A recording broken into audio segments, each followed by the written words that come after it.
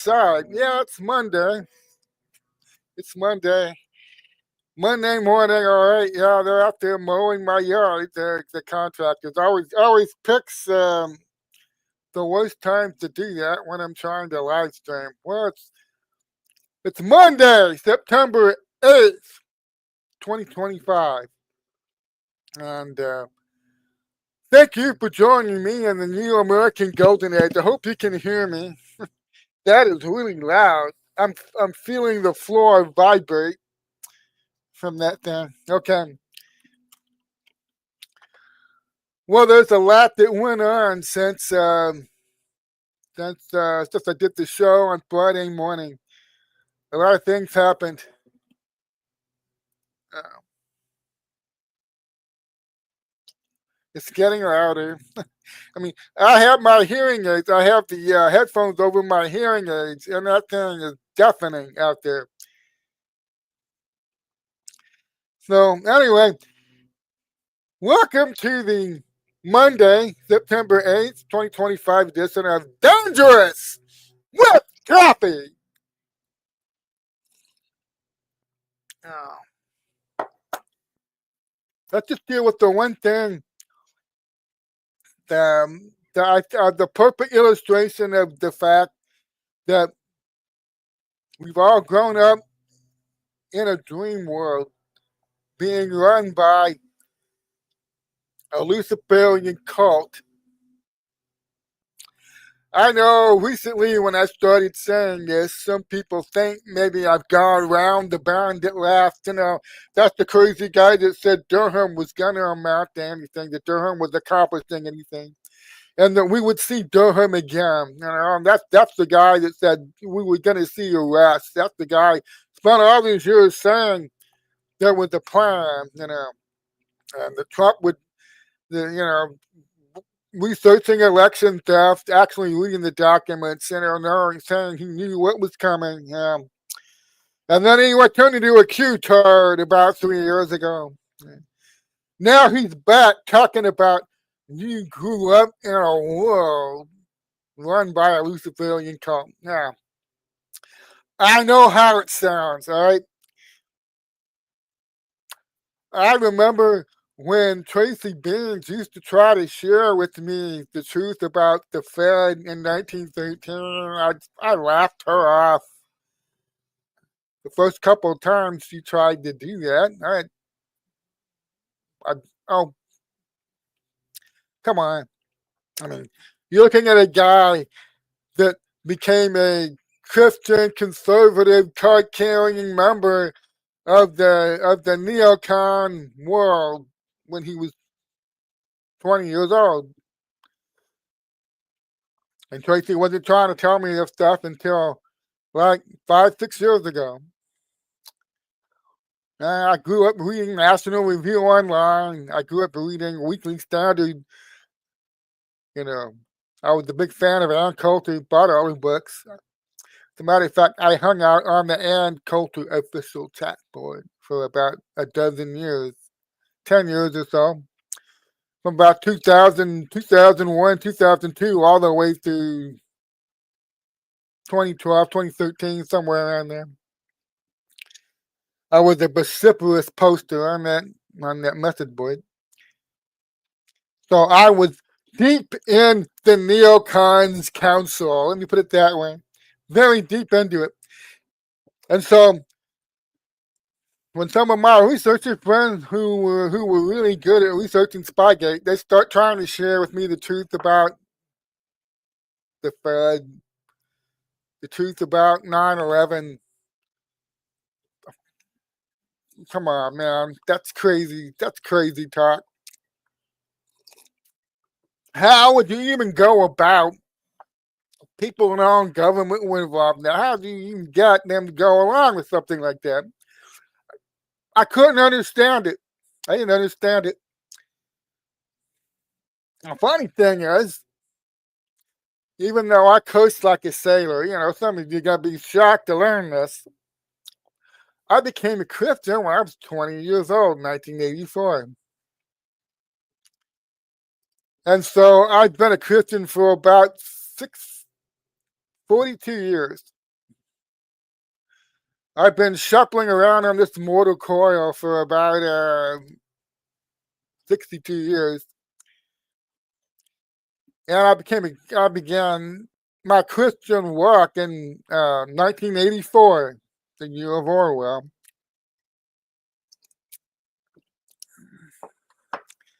The one reason I don't brag, I don't often talk about, I do not act religious in public very often, is because I've seen too many people being taken advantage by the ghouls out there who use their religiosity as a cover, Just as a brief aside, Greg Phillips and Captain Engelbeck, St. Captain of the Holy Election Integrity, okay? The very devout Greg Phillips. You could not go to an event with Greg Phillips without him doing the prayer thing, very religious Christian act. That's just one of the latest examples of that I ran into. Okay, people who are very outwardly religious, but they are not what they appear to be. So I don't advertise it. I see too many people. I've encountered too many people using religion as a cover for something, to deflect, to put people at ease, so they can slip the knife in from behind. Well, I don't talk about the fact that I'm a Christian. You're a Christian, my God, man! Look how many times you use the F-bomb. Yeah, I think God finds me very funny when I do that. But that's just my personal opinion. That's okay. You don't have to agree with me. You know what I think offends the Lord a lot worse than somebody dropping an F-bomb every now and then to make a point? It's somebody that goes around and prays constantly in front of other people while they are setting them up for things. You shall not take the name of the Lord your God in vain. And some of these people that were doing this were, in fact, Luciferians. You may have noticed that this was the name. This was a tagline I put up on the social media this morning. You've been living in a dream world, Neil. It's the famous line from the film The Matrix. I just went ahead and added something to it. I added, you've been living in a dream world run by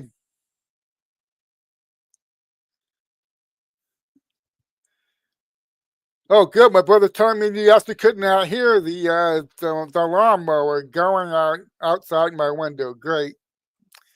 Glad to know that technology saved my ass right there. Okay. You've all grown up in a dream world run by a Luciferian cult. I know what that sounds like. I know that sounds bad when you first hear it.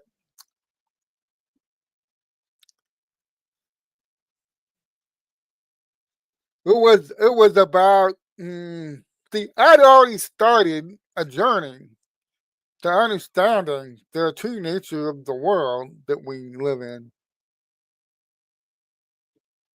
But I wasn't there yet when I encountered Tracy and some others trying to tell me the truth about 9/11. I had to find it on my own. That's another thing we'll probably discuss later if we have time. All the shit posters out there that think they're helping by trying to force people's eyes open early, and they're not helping.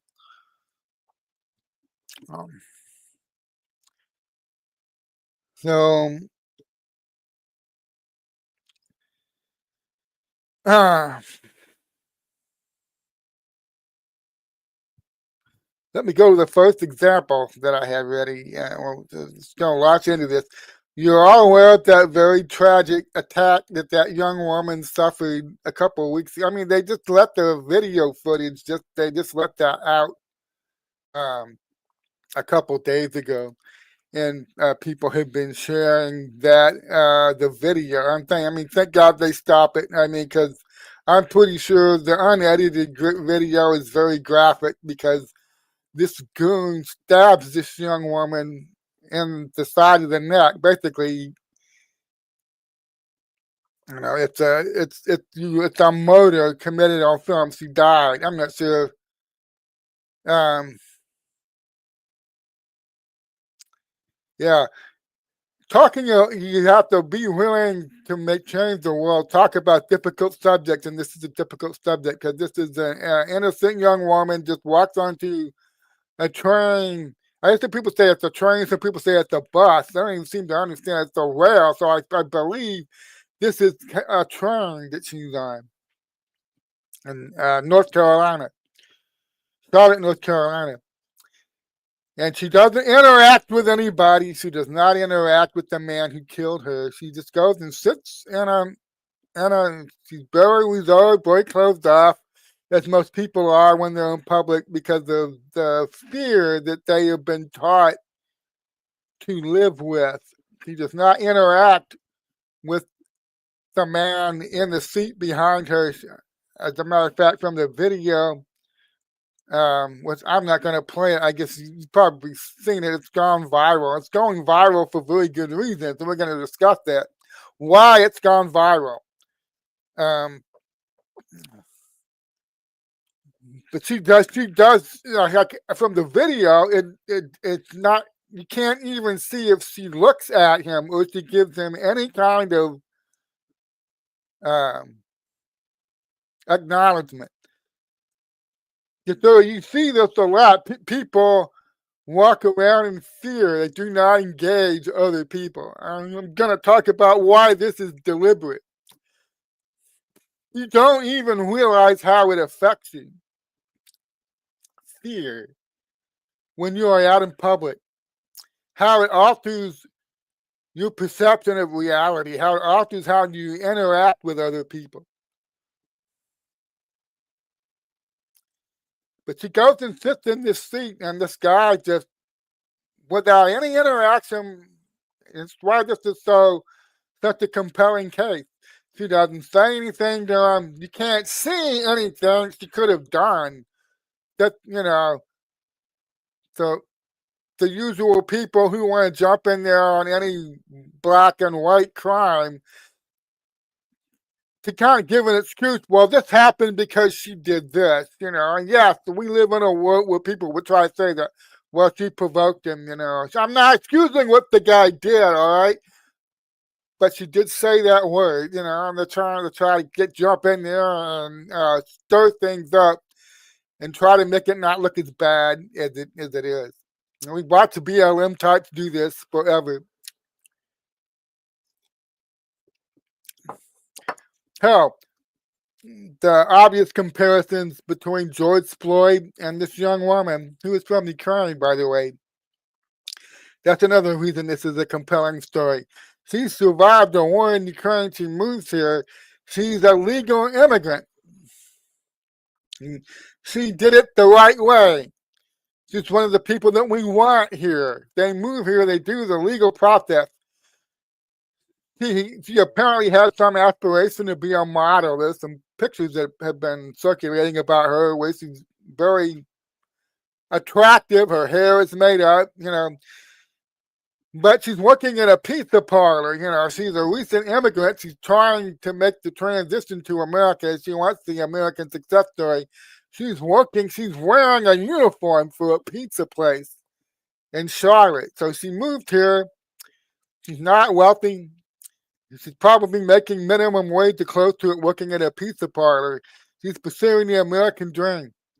She came here to do that.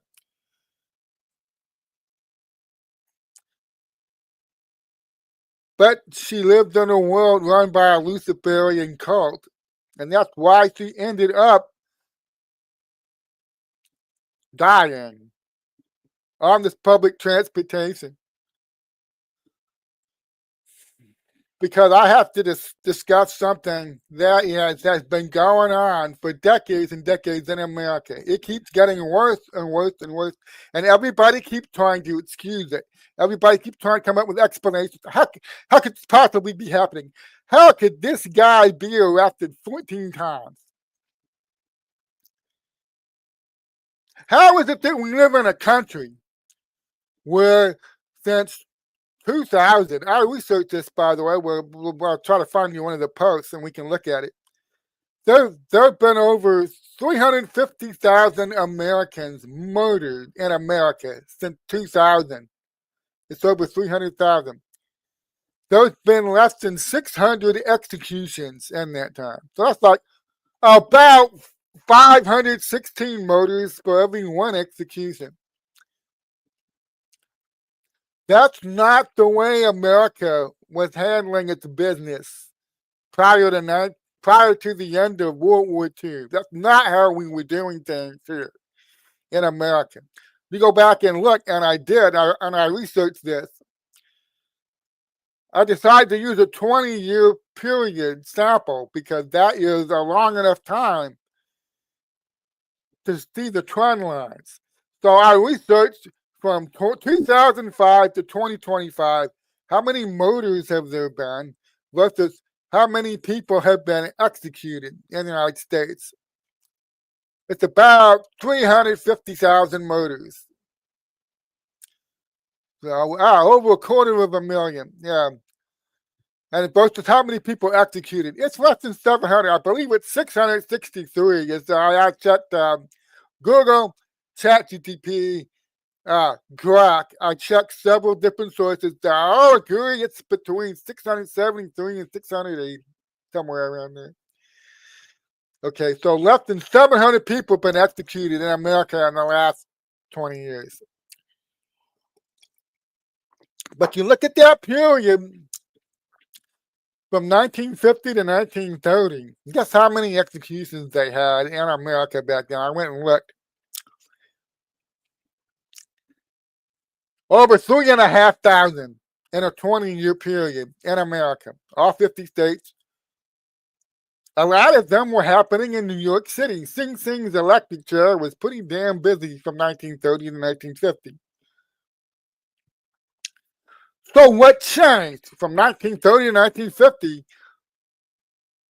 Over 3,500 executions are going on.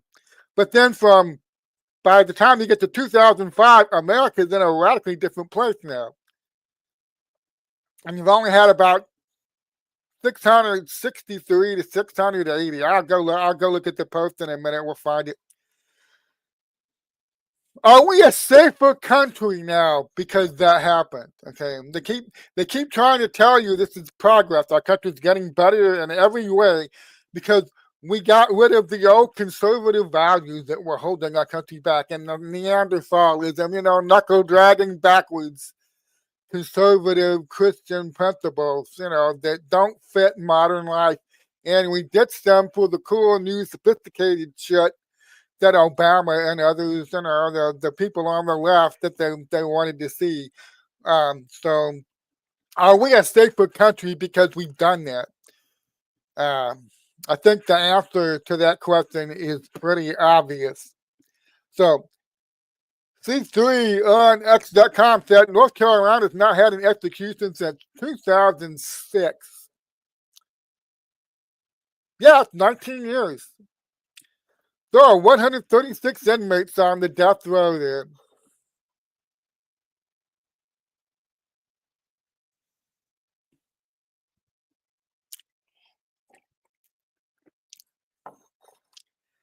Fascinating. I wonder how many people have been convicted of first-degree murder in North Carolina in the last 20 years. And not a single one of them has been executed. I'm going to go out on a limb here and say that I was talking about more than a few of those inmates currently on the 136 inmates on death row in North Carolina were there prior to 2005. How do you end up with a criminal justice system that not only does it not protect the public from criminals, it can't punish the criminal. It repeatedly lets them go. Now, back when I was deeply immersed in the enemy's council. I was a card-carrying neocon member of the neocon matrix. The excuse they would give you for this, the neocon excuse, the conservative media excuse for why crime was getting worse and worse, why all these people, they're trying so hard. They're trying so hard. It's not working out. They mean well, but they're bleeding heart liberals. They're trying so hard. Just their policies don't work. Okay, they used to tell you just bleeding heart liberalism. I'm talking about this is like from 1999 to 2010 or so. They mean well, they're just bleeding heart liberal. Okay, and they realized that wasn't working anymore. Nobody's buying that shit. As it got worse and worse. Because it became obvious. They are deliberately not doing this act like we just kind of stumbled into this. What I meant were, oops, and I ended up carefully crafting social policy in my city. If I'm the mayor, I'm the governor of that state. Oops, I just tripped over this social justice policy. I accidentally didn't realize when I implemented it that it was going to get a couple hundred of my citizens killed by criminals that we keep letting loose into the population. Okay, it got to the point I can't say these people aren't doing this deliberately. I'd say we were there at the very latest by about 2008, 2009. We were there, okay? It's not that they're bleeding heart liberals and they're crazy, they're so full of compassion, their brains leaked out or whatever. They got away with that excuse for a long time. They got away with that one. But about 2010, it became more obvious to many people. They're doing this on purpose. They are deliberately pursuing policies that will kill people. They let the criminals go and then use the rising chaos and the crime as a means to control, add more control and power over the non-criminal population of this city. Well, because crime's out of control, these are the rights and privileges you are going to have to sacrifice. On the one hand, crime keeps getting worse and worse because they literally doing criminal justice policy that causes the crime to go up. And every time there's some new outrage committed by a criminal they went and lock up, they come out dressed in their three-piece suits, their hair immaculately coiffed, the lighting good, the cameras, they come out and they burble to you about gun control. This is the right, you're just going to have to give this up. Okay. And people notice the rise in crime. They're deliberately pursuing policies that are leading to more innocent Americans being killed. They're doing this on purpose. Why? And they come out and they say, you're going to have to just live with this. It's impossible to fix this. We tried to fix it. Okay. Here's one of the measures that we can take to try to reduce it. Okay. You're going to have to give up your guns. Okay. And they endlessly talk about gun control and other measures that need to be taken by the law-abiding citizens. We just can't get these criminals to follow the law. So here's what the rest of you law-abiding citizens are going to have to do with these new regulations and city councils, the shit that we're about to pass. This is what you can do to help cut down on the crime. Everybody notices it. So they move on to the second thing. Tommy Marxist scum subversion. They're all commie Marxists. Yeah. They're all communists.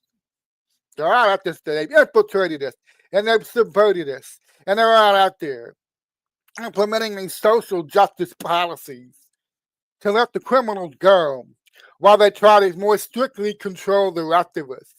That's their reaction to violent crime.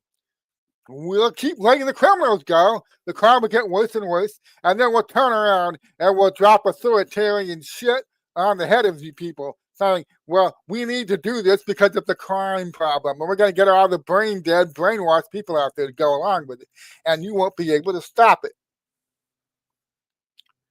So that sounds like somebody's on the second level. Commie Marxist scum. Okay. But that's not true. They're not really communists, you understand? Some of them may be. You have to actually dig and go back and look at world history and figure out, where did the Nazis come from? Where did the commies come from? Who bankrolled them? Who set them up in power? Who bankrolled both sides? Who fed off the conflict and made profits off the conflict between the Nazis over here and the commies over here and the Western democracies way over there? Who profited from that? We got to go all the way back before World War I. You got to go to the 1880s and 1890s to find out who was setting all of this up. Okay. The people behind this are not commie Marxist scum. They predate communism by a long time. Let me put it that way. They're not commies. Many of them are not. Some of the front people they put out there may be communists. But I'm telling you, people behind this, back in 1913 and even before that, they're not communists. They don't like capitalism. They're socialists, yeah, because that's what allows them to loot the public treasury the most. That's the only reason many of them adopt a socialist persona. They're Luciferians. Get it right. They're not bleeding heart liberals. Oh, I just have such compassion for the criminals. I think I just keep letting them out of jail. And then, wow, the crime problem's really getting bad. Well, since the criminals won't obey the law, I'll make you law-abiding gun owners obey the law. Give me your guns, okay? That's not it. And it's also not it. They're just commie Marxist scum. They're all commies. They're all a bunch of freaking commies.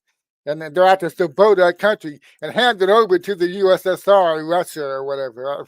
I mean, God, it's not supposed to make any rational sense. I understand that. Okay. They're commie Marxist scum. Like I said, some of them are some of the front people that they use to loot our treasury. Oh, communists. They're socialists. But you go down to the heart of this matter and you go back and you study this. It's a Luciferian cult, man. And it's been around for a long time. And they carefully crafted and created our culture. That's why they say this. We all share a real world. We go outside and take a walk in the park. It's the same sky. It's the same earth. The same green grass. Same water in the lake. Same rocks and trees. Yes, we share a real world. The problem is the people who've been in charge of creating our understanding of the world, the digital, I don't know the word digital yet. They were doing this long before the internet or the phones. The people who create your understanding of what the world is and what's going on around you, who are in control of all those cultural institutions, the public schools, Washington, D.C., the news media, of course, the entertainment industry. Okay. All of these cultural institutions were infiltrated and taken over long ago. So we share a real world, but the mental construct we have of the world that we live in, the history we're taught, what we're taught about the past, what happened in the past, how the world got the way, what the world, not just what the world is today, how the world got where it is today. All of that is constructed by people who are actively trying, who are deceiving you.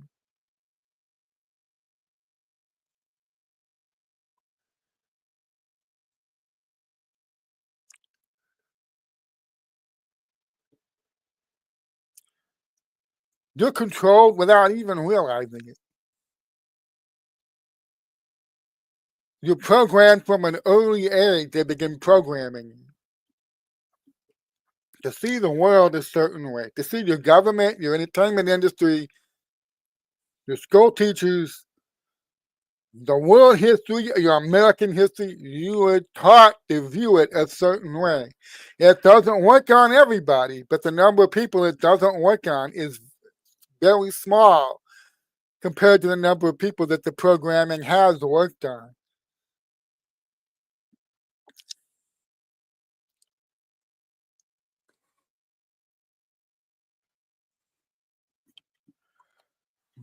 But the further along things got in the last 20 years, the more it's becoming increasingly clear, okay, these are not bleeding heart liberals. And it's just saying the commie Marxist scum, they're out to support us for the CCP or whoever, okay, that's really missing the boat. That you're not going nearly far enough there. You understand? Most of the deep pockets people now, I'm talking about the super wealthy people that are behind this. They only declare maybe 1/4 to 1/3 of their real assets. So you say, well, if that guy's worth 20 billion, well, actually he's worth 60 billion because you only get to see 20 billion of it. Those are the oligarchs' families. Okay, they stay in the shadows. They stay in the background. Donald Trump was saying back in 2020, oh, you wouldn't be able to pick most of these people out of a lineup. Nope, you don't know their names. They use frontman. They send out front. You know the names of the frontman that they use. Yeah, you know their names. But as far as the oligarchs, family members themselves, except for maybe Rothschild or one or two others, no, you don't really know who these people are. So Rockefeller, great. We'll take the 4 or 5 top Rockefeller people that are involved in this. We'll put them in a lineup. Would you know their specific names and what they look like, and would you be able to pick them out of that lineup? Well, no, you wouldn't. We'll take a couple of the Rothschild people, put them in a lineup. Would you be able to pick them out of the lineup? Almost if you couldn't do that. See, Trump knew what he was saying. You don't know who these people are. Soros's job is to be a lightning rod. Okay, everybody focused on him. Don't look behind him and see the 2 dozen other families behind him that are just like him. So anyway, we live in a country that has been dominated all of our lives by a Luciferian cult. It sounds weird, when Trump talks about a liberation day, when he's at his inauguration, on inauguration day this year, where he doesn't put his hand on the Bible while he's taking the presidential oath. His wife's very helpfully standing right next to him with the Bible, but he doesn't put his hand on it while he's giving the oath. And that very night, he's giving a speech after he does the little sword dance thing. The sword dance thing. Sending a message to some people. Okay, by the sword dance thing. He says, from now on, the United States of America will be a free, independent, and sovereign nation. Then he does the Liberation Day with the tariffs and the thing on April 2nd. He then does the military parade. Here, have a look. You don't own this anymore. You ain't lost control of it. He does the military parade, constantly rubbing certain people's faces in the fact that one by one, they're losing control of all of these American things that they've had ruthless, iron-fisted control of for more than 100 years. He's taking it away from them. Okay. And a lot of people watching that, I don't understand why he's doing that. It's almost as if we were an occupied power and we're being freed from something. Yeah, almost. Almost.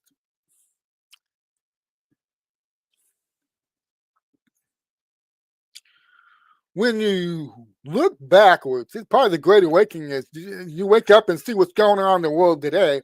Oh, holy shit.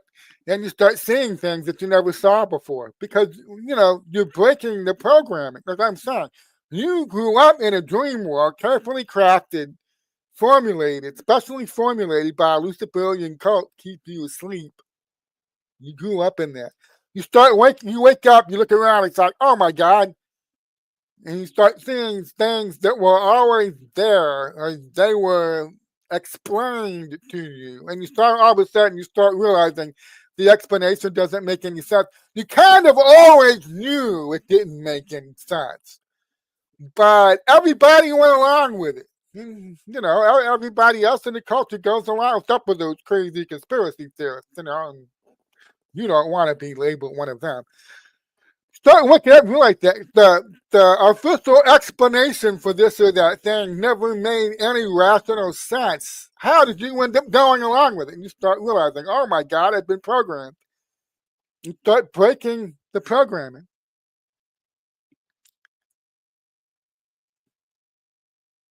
Trump's right now at a religious liberty event giving a speech.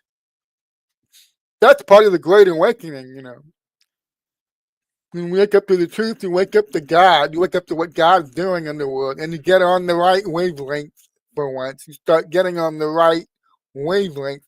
Instead of the Luciferian wavelength, you start getting on the God and Jesus wavelength, which is Trump did long ago, I suspect.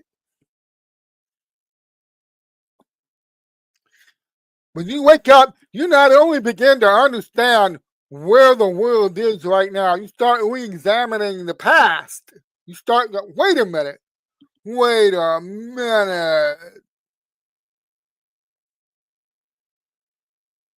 Did they deliberately do a pandemic on the entire world? Did they design a virus? I don't know, make my good friend Patrick mad here, okay? I gotta go with the cover story, right? Did they deliberately engineer a virus by tinkering with the DNA? Oops, and then it leaked out of the Chinese lab. They spent 5 years screwing with us, lying about that. You mean they did 9/11? You mean they did October 7th? And that's just the recent stuff. The further back you go, the more you realize. I think Q said this: go back and buy a history book of World War II from the 1950. Go back and buy a history book. Read it. What's it say? Now, compare it to a history book published in 2020. What does that say about World War II? Yeah, you go and do that. How have they kind of, shifted the perceptions there?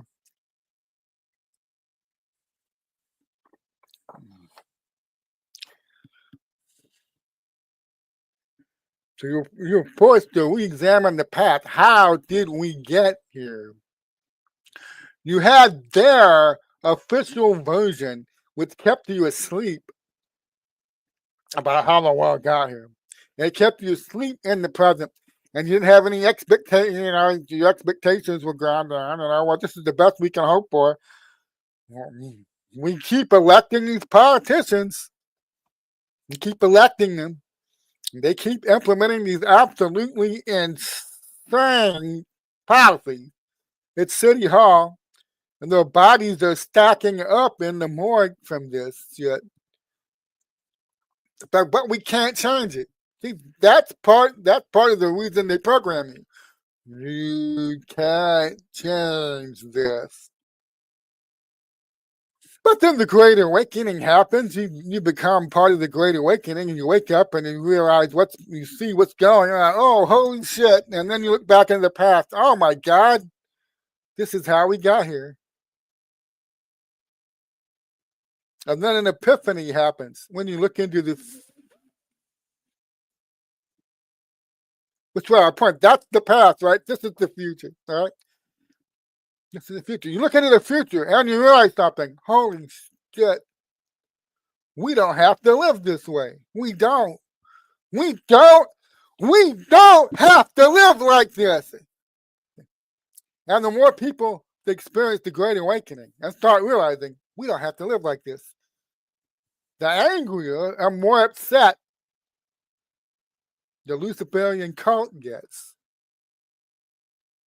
It makes them angry. It's really upsetting to them when you break the programming and you realize you don't have to live like this. You see where I'm going with this? That poor young woman. I mean, it's just like the reason this resonates with so many people is it's because we've all seen that. We've all seen people.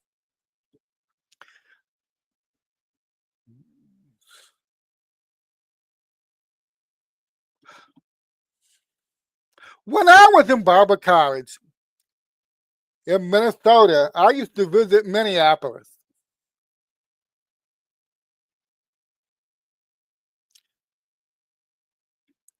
And I wasn't very familiar with Minneapolis. I was from Texas.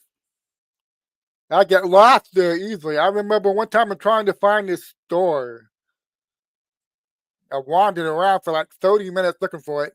It's supposed to be here in this area somewhere. I can't find it. Now, I'm on Hennepin Avenue in Minneapolis. Very busy. Hennepin Avenue is like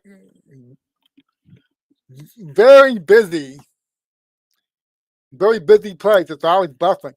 So I approached this very attractive middle-aged woman who's wearing a full-length red trench coat, walking very briskly. See, I'm Bible college. I'm around Christians all the time. I thought I'll just ask this lady for some directions. I said, "Oh, I'll walk up to now. Look, I'm a college student. I'm wearing a polo shirt, slacks, khaki slacks, and some loafers. I'm clean shaven, scrubbed clean. Okay, I'm not a street person." So I thought I asked this lady for some directions.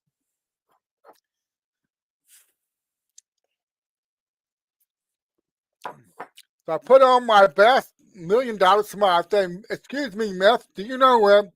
Okay. She literally jumped a foot off the ground.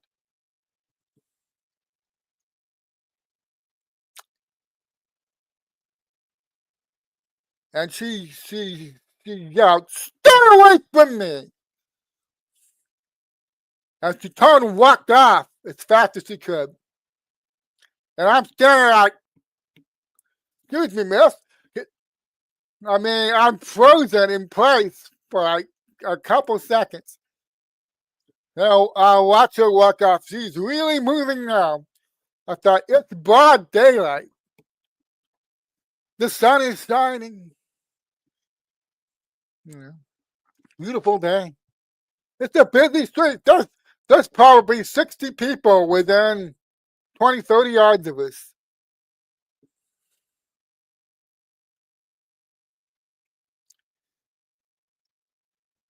But the more I go back and re-examine that weird event that's like stuck in my memory, I guess because I got yelled at so unexpectedly. And I remember freezing out like, what the hell? I learned to recognize those signs now. I was not able to recognize them when I was 21 years old. I can recognize them now. And that poor woman, when she gets on that bus, no eye contact with anybody, not saying anything, not looking. She goes right to her seat and sits down, pulls out her phone, and makes it clear that she's going off into her own little bubble. Okay. People don't even realize what that oppressive fear does to them. They don't realize it. You find that other one. Okay. Make sure that's the one that's showing up here. Make sure I switch it. Yes, okay, good. Um,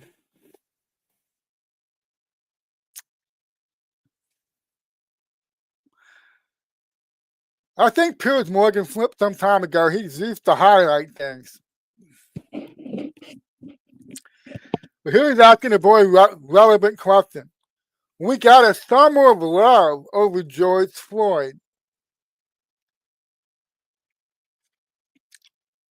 He was a drug addict. He overdosed on fentanyl. He overdosed on it. He had enough fentanyl in his body.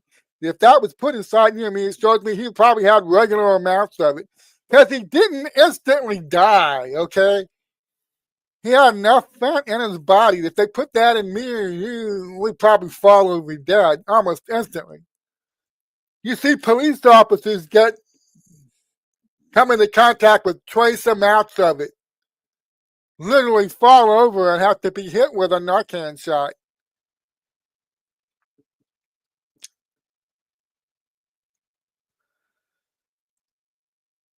But they decided, the Luciferian cult decided this now.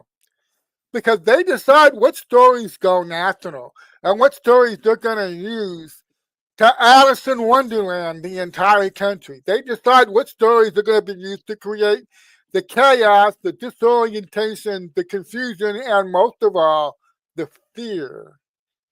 They must maintain the fear. And the reason that I thank Piers Morgan for asking this question, why is this disgusting, senseless, unprovoked murder of a 23-year-old Ukrainian refugee, Irina Arnwin, I don't know how to say that, Tetruska, by a man named DeCarlos Brown Jr. on a train in Charlotte, North Carolina, not getting more media attention. I'll tell you why. Because they know when enough Americans see this, they're going to demand changes, and they don't want the changes. They need to keep the fear that has been put over these cities. They need that fear to stay here. It's got to stay here. It's very important to these people that fear stay there. They understand how important a cultural touchstone is, a rallying cry, a rallying event. They understand it. They try to prevent anything that's going to demonstrate just how broken the criminal justice system is, so Americans will put their foot down and say, enough of this shit. Stop making excuses. Get it done.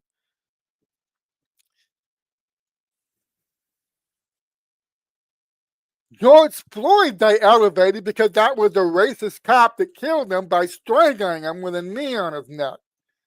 That was a very useful narrative if you want to increase the racial division and the crime and the oppressive fear that hangs our head. You know, we could do that at any time now. You better shape up and fly right, or we'll find another event where some white cop kills a black man, and we'll burn half your fucking city down. Okay, you better shape up and fly right and do what we tell you. And they're not even honest about the fact they're negotiating. They're negotiating with the public. You better go along with this. You better say the right things, better do the right things, or we'll go out there and find ourselves another George Floyd, and we'll have another fun summer of riots. Choose carefully. So American people said, we choose Donald Trump. Here he comes. You assholes.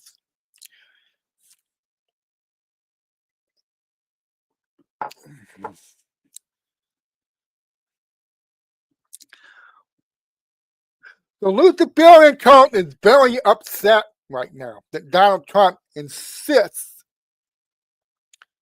on demonstrating to people in Washington, D.C., that they do not have to live under an oppressive cloud of fear. They don't have to live that way. They're angry that Donald Trump is demonstrating this to everyone. They're very angry about it.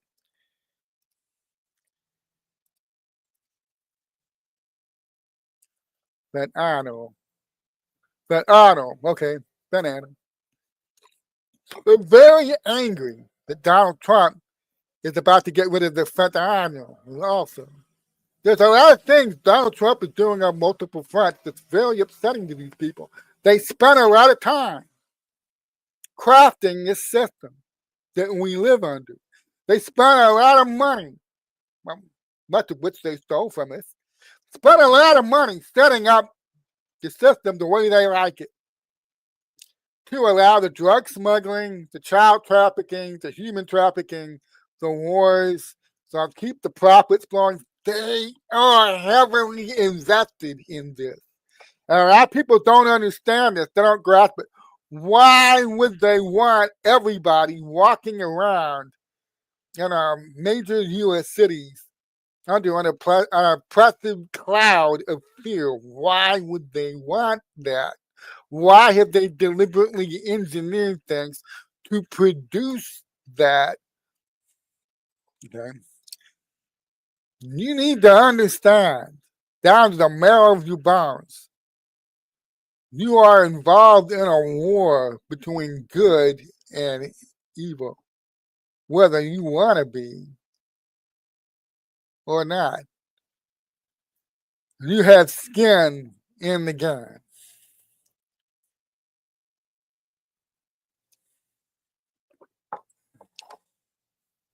You've grown up in a cleverly instituted and formulated system that was created by vile and evil people to cut you off from God, cut you off from love, cut you off from serenity, cut you off from peace, cut you off from, when I say love, I mean all aspects of it, cut you off from philia, the brotherly love with other human beings, and eros, a healthy sexual love with a partner.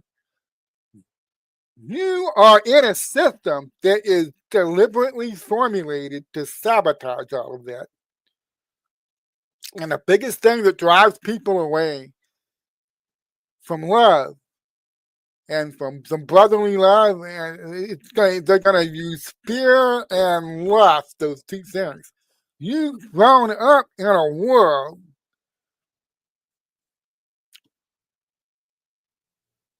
when you simplify it, it's two sides, light and dark. And the people that love the dark want to spread the dark. They're not going to go around the world spreading good feelings and love and have all the babies, and get married and have a large family. No, they're not going around the world spreading that. There's darkness. They want dark. They love the dark. They love it. Celebrate it. All their symbolism revolves around it. Darkness. You ever study occult symbology sometime? Oh, let me go to this. As long as I have let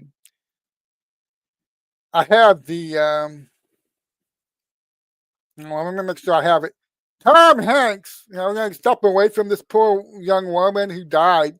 I'll be going back to that in a minute, but right now I want to get to Tom Hanks. They were going to give him an award.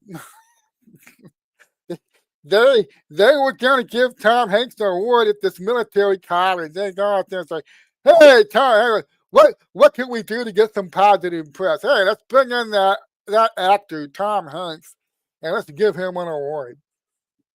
So, let me in fact, I'm reacting to a Liz Crokin. So let me read her post first. Okay, great to hear that West Point canceled their ceremony to award. This is a mouthful. West Point canceled their ceremony to award mutilation, blood sacrifice, cannibal, child rapist, reptilian adrenochrome junkie, Tom Hanks. Yes. Tom Hanks. West Point canceled ceremony to honor Tom Hanks as outstanding U.S. citizen. It's kind of, when people first tell you this, did you know Hollywood's run by a bunch of Satanists? Were you aware of that? Satanist is such an ugly word. I actually prefer the term Luciferian. Okay, the real name of the fallen angel that's leading a rebellion against God in our world. He's a very active down here. Okay,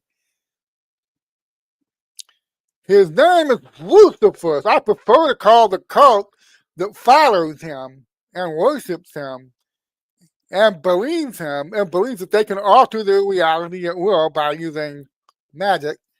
I prefer to call them Luciferians, not Satanists. Okay.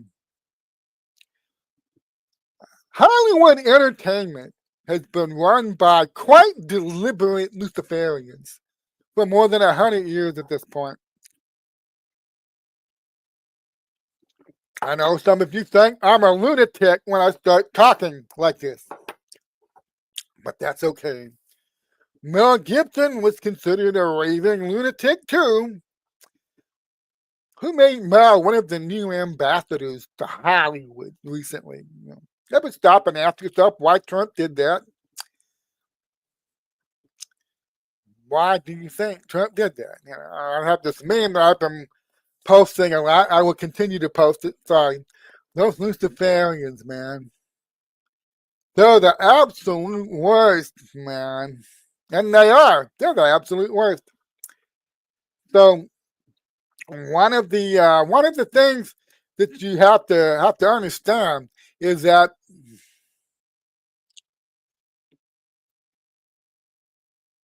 the people who infiltrated our country quite surreptitiously after the American Revolution, the nobility class of Europe, they're not just found in the United Kingdom. They're found in quite some interesting places. Prussians, they're found in some interesting Prussia places. Okay. They wanted that control back, but they realized they just can't come in there with a conquering army and grab it all back by warfare, open conventional warfare. They were not going to be able to do that. So they invented information warfare. They invented, they began to specialize in it, infiltration and assimilation. So from about the 1880s all the way to about 1913, people are carefully positioning themselves, trying to get control, trying to infiltrate our government, assassinations here and there, speed things up. And in 1913, they pulled the trigger on a plan they've been building for 50 years, more than 50 years at that point.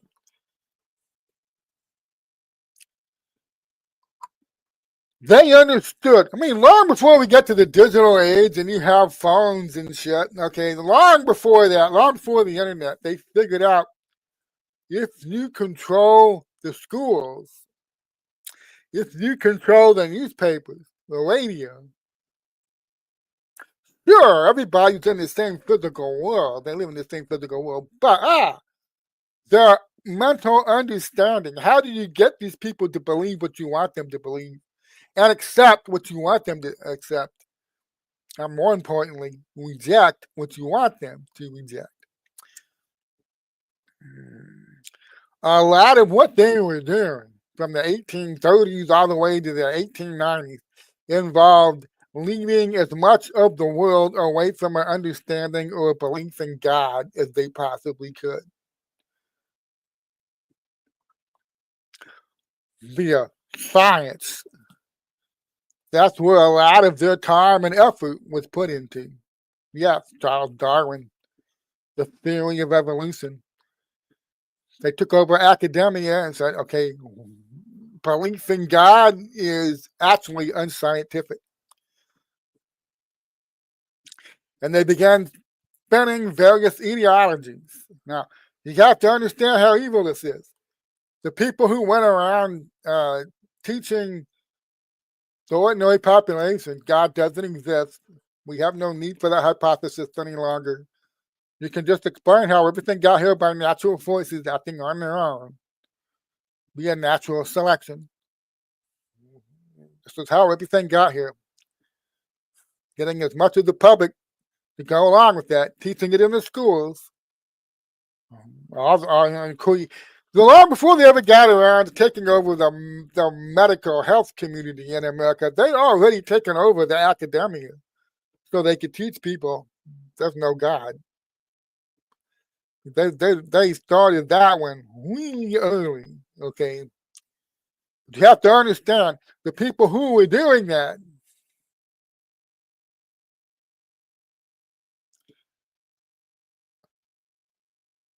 are an evil of a type that you you have to really look at understanding how deep the evil goes.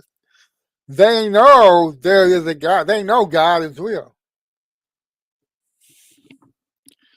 They know the spiritual realm is real. These people are occultists. Of course they understand there's a spiritual reality. Of course they do. And what are they doing? Bankrolling a scientific community, taking over, infiltrating a scientific community, and trying to turn everybody into evolutionary atheists. Why would they do that? Why would they understand holistic health actually works? Why would they say, we got to get in there and shut that down and create the Rockefeller medicine? Why would they do that? We got to make everybody sick, get them on the petroleum drugs, and screw them up even further. We got to get in there and find a way to profit off of this. Now, there's a lot of money in it, of course. You take over the academic institutions, what are you doing? You're making parents pay for their child's education, and when you are indoctrinating them to believe there is no God.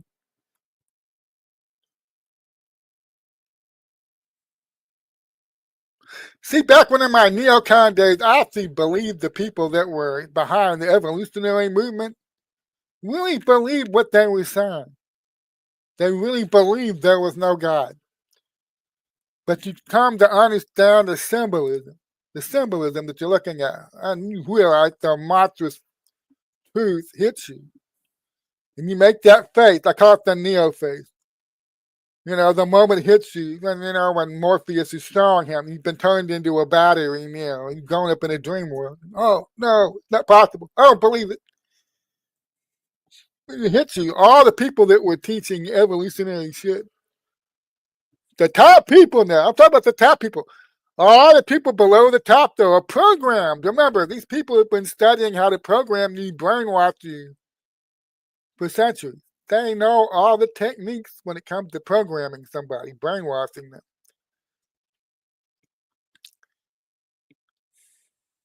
Only the top people know the truth. A lot of people out there, well, I'm an academic professor. This is where academia is going. It says evolution is true. I want to get along, go along. I want to become a professor. I want tenure. I'll say whatever they want me to say, even though I have doubts. That's how it's supposed to work. You're not one of the top people. You're one of the underlings. Yeah, they program you along with everybody else. The scientific consensus says there's no God. Or you can explain how everything got here without God. Same thing. We have no need of that God hypothesis any longer.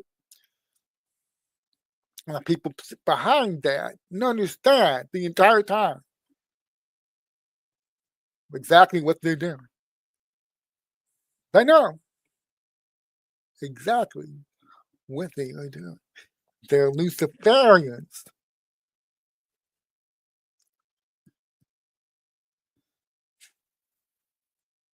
They love the darkness. They love it. So you want to know why they want everybody walking around New York City or Washington, D.C. or Chicago, London, Berlin, Rome, Moscow. I'm joking about that last one. Okay. You want to know why they carefully select certain people to win the elections? And they get their people in place, handpick people that either they're brainwashed or they're in on it, and they're going to do what they're told. Why they set up people to run these cities to create oppression, fear, chaos, negativity, negative wavelengths, negative energy. I'm going to say something that's going to sound really weird now. You have to, you got to bear with me. I know many of you have not experienced this.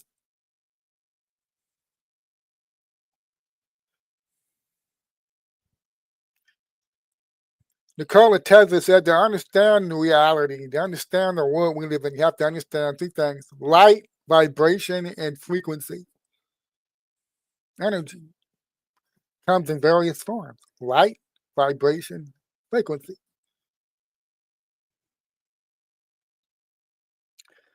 There are light, vibrations, frequency, and wavelengths, and there are dark light, dark light. I know it sounds like a contradiction, but there's darkness. There's a light spectrum for darkness. There's a spectrum for negative, dark energy, wavelengths, and frequencies. Okay. This is going to sound weird now to some of you.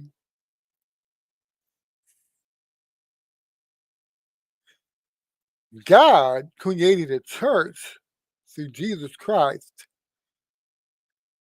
The job of the church is to create communities that spread light, the light wavelength. I know I'm going to sound like a new age weirdo, okay? I'll put it that way. Light energy, light wavelengths, light frequencies. Embrace the light, embrace the truth. The truth sets you free. That's the church operating in the world. The church has an oppositional force led by the other guy, that prick, Lucifer. These people don't like the light. They hate it when they see the light spreading. They want dark. They want darkness. They want as much darkness in the world as they can possibly create. That's what they want. So you ask yourself, what rational sense does it make to rig our American elections and put people into place who are literally now, I'm not talking figuratively, literally going to get people killed? What good does that do? What rational sense does it make? It doesn't make any rational sense why they would do this. What the hell are you even saying? Why would they do this?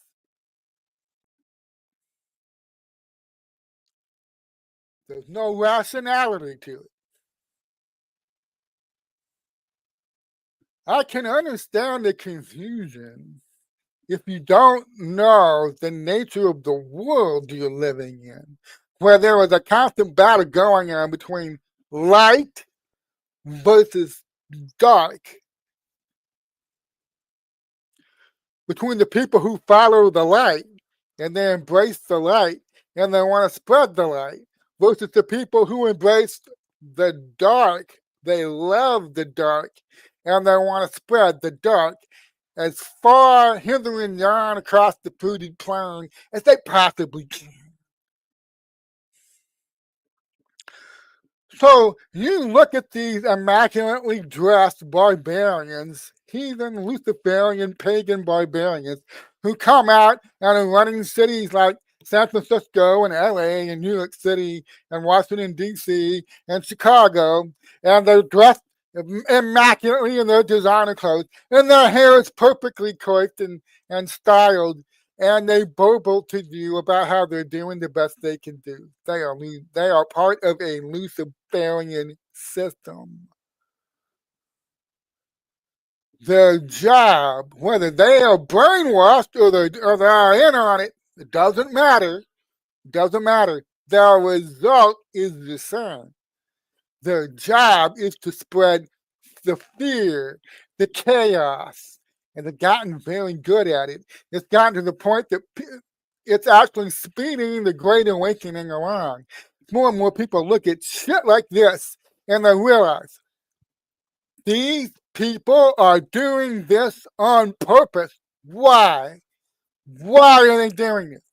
And the usual explanations that are given, grounded in this world in a denial of good versus evil, light versus dark.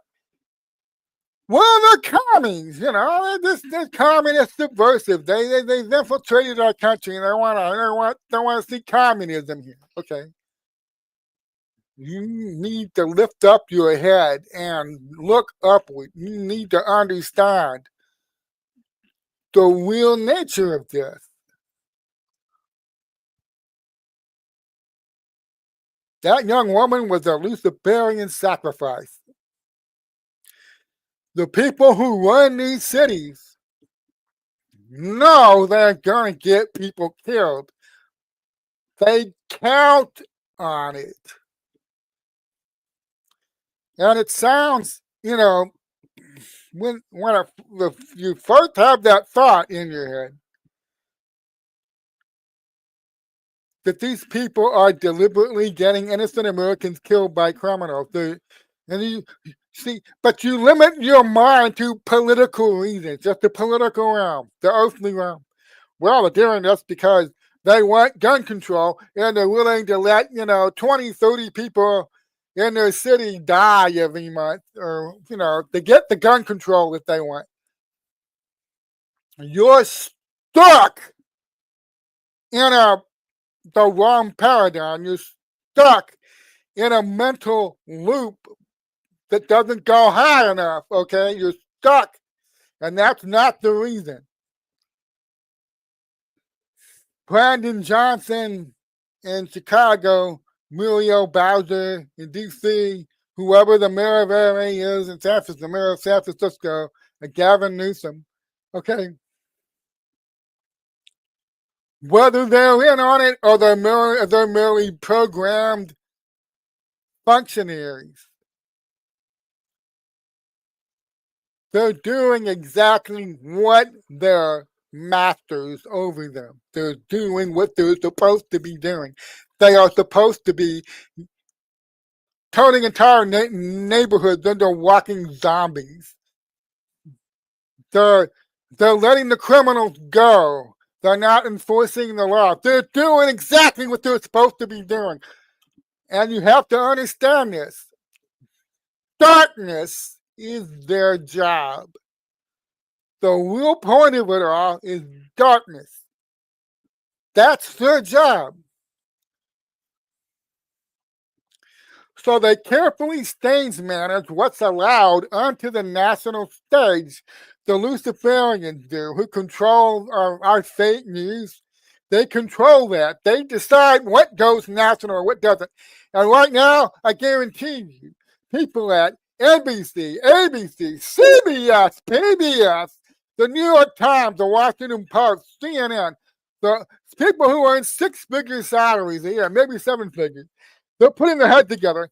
How do we prevent this story from going national? How do we prevent that? And 5 years ago, these people were putting their head together. We're ready to launch. The BLM thing is ready. We just need the case. We just need the specific event to launch it. And then George Floyd oh, great. We'll use George Floyd. Go. They gave the go order and they launched it. Darkness. Americans were forced to sit there and watch entire city blocks burn. Innocent Americans dying. The White House under siege. Trump and his family having to be taken to a bunker. Celebrating that, by the way.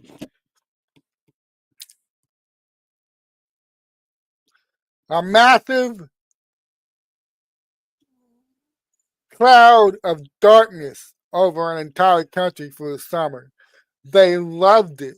That's what they wanted. To make you feel helpless. To put that fear into you.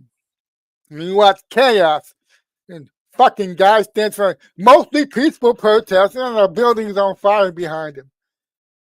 They did that to you on purpose. That was the point. We're in control. You can't stop this. We're going to cordon off the area and give these rioters, who we're all cheering on, by the way, we're going to give them space to destroy. Okay? And you watch elected leaders do this to their own cities.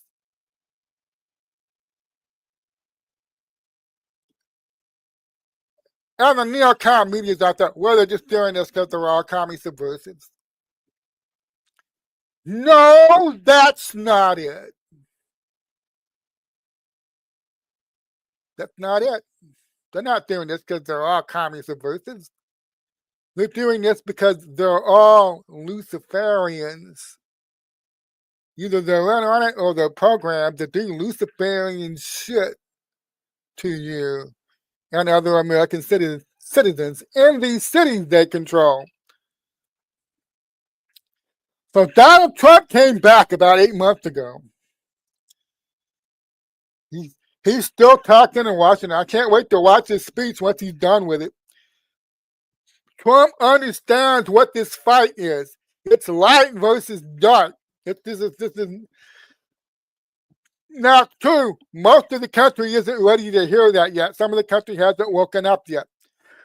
I understand why you have to couch this as a commie subversion thing, okay? For those people that's as far as they can go right now. They're not ready to hear that it's actually, they're involved, I don't say religious. I say this is a spiritual war. As war going on in the spiritual realm. It's been going on for centuries, for eons. It's manifesting itself in our world today. And you need to wake up to the fact that that's what this is. This is a spiritual conflict. When you put those pieces of the puzzle into place, and you understand why somebody like Mayor Johnson, Brandon Johnson of Chicago, why they'll have 60 people shot, 70 people shot in a weekend in Chicago. He'll come out and say, we need more gun control. He's not a communist. He's either a Luciferian himself or he's a Luciferian puppet. The fear is the point. That's why they deliberately do these things. They let the criminals go. They keep the law-abiding people under their thumb while they let the criminals run amok. They do that on purpose. But you've got to understand why. Why do they do that on purpose? They do that on purpose to keep you oppressed, to keep you living in fear. Okay, and this is why they're so upset at Donald Trump.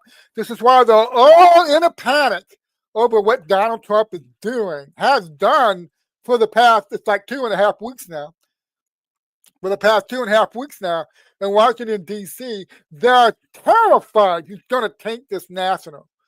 Terrified that cloud of fear and darkness that they've successfully stage managed and micromanaged over all of our major cities. They're terrified Trump is about to lift that cloud and the light's going to start shining through. They're terrified he's going to do that. Why? Well,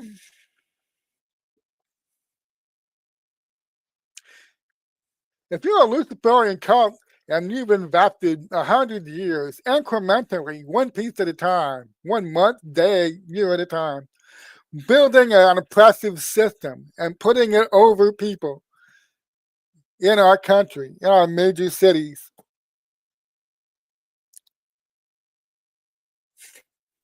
Showing that woman's picture again. That's, oh man. That poor girl. They put a lot of time and money and resources, sweat, tears, prayers to bear. They put a lot into this, okay, to get everything into the situation it's currently in. You understand that? They are invested in this. And now that fucking guy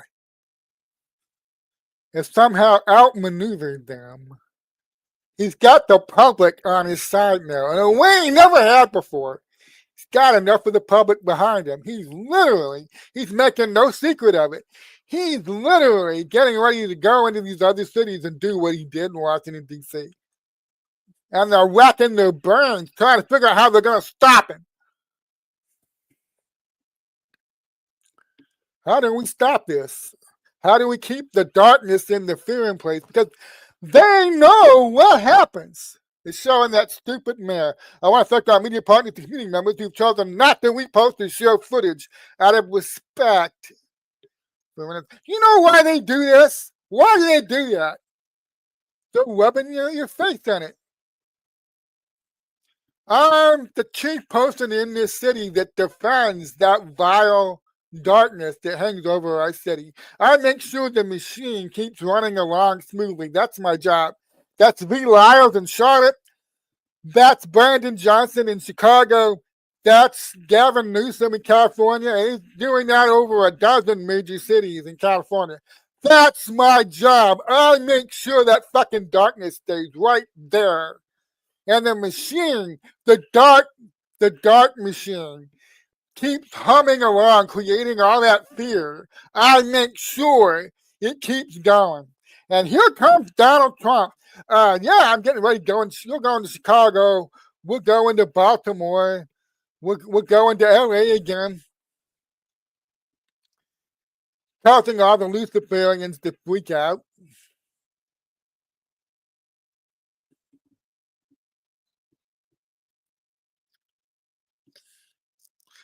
So all brainstorming. Like, how do we stop this? How do we stop him? Well, I don't know if you've noticed, but they have they're having pathetic protests over the weekend in Washington, D.C. They get a bunch of elderly white liberals. There's no black people there. Elderly white liberals with pre-printed signs walking around protesting the fact that the violent crime rate in D.C. has plummeted for the last 3 weeks. They're protesting Donald Trump's takeover of Washington, D.C. Protesting it. Someone must stop this man. Everything in D.C. must get back to where it was, but we were having like whatever it was, 20 people shot every weekend. We must get back there. And what was most of it?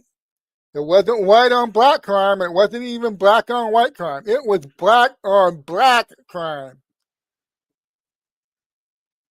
80% of the people that are subjected to violent crime, I'm going to go and Google this, okay? 80% of the people subjected to violent crime every month in Washington, D.C. That's a black person being victimized by a black criminal.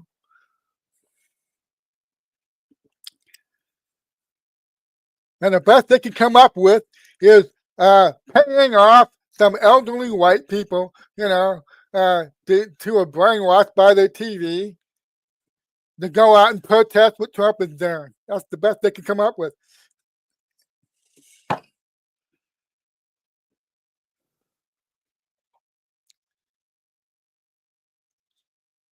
Trump actually said Portland's going to be next. Maybe Portland, with their Antifa's back there. The one Antifa hotspot. You ever notice where the hell did Antifa go? Where are they? Everybody thought, we're going to have another summer of love. They'll put BLM and Antifa back out on the streets. I haven't seen Antifa anywhere of you. The only place I ever see them now. They made a brief appearance in LA, I guess. You could see some of those people were probably Antifa. Did they stop anything? No, not that I saw. Apparently, they're now back in they're back in Portland. Probably around that same courthouse that they've been trying to burn down for 5-6 years now. Been really trying to get that courthouse down there. The Brett Perriman courthouse, I think it is. Trying to burn it down. Attacking it constantly. Almost like it's a show.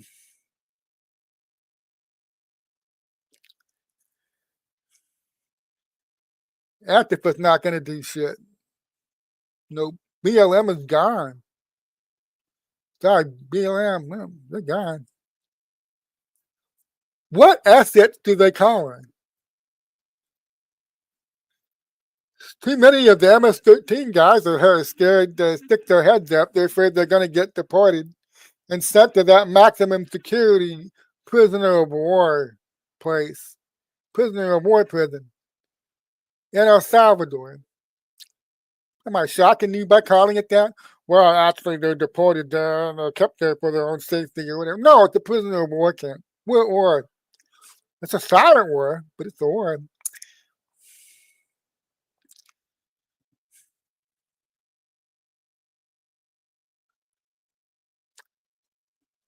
These Luciferians that spent decades and decades carefully, incrementally placing this oppressive fear system over us to spread the darkness and keep it there. So we've all grown up under it.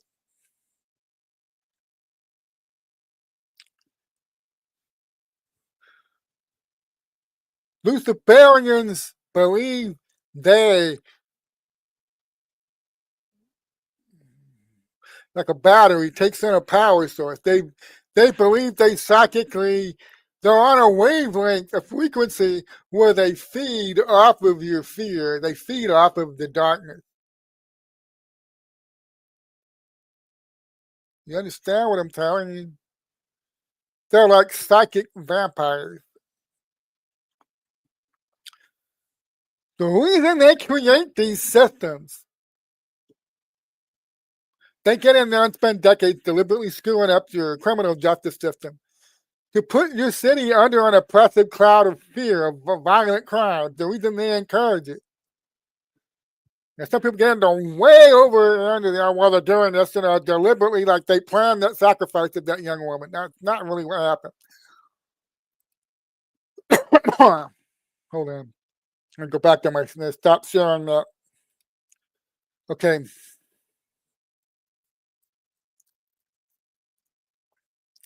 Every now and then, yeah, they do a deliberate sacrifice event. They do that. Or an assassination. They try that, yeah. But most of this is just putting the circumstances in place and waiting for the inevitable to happen, all right? They keep letting violent, deranged criminals, some of them are crazy, They keep letting them out.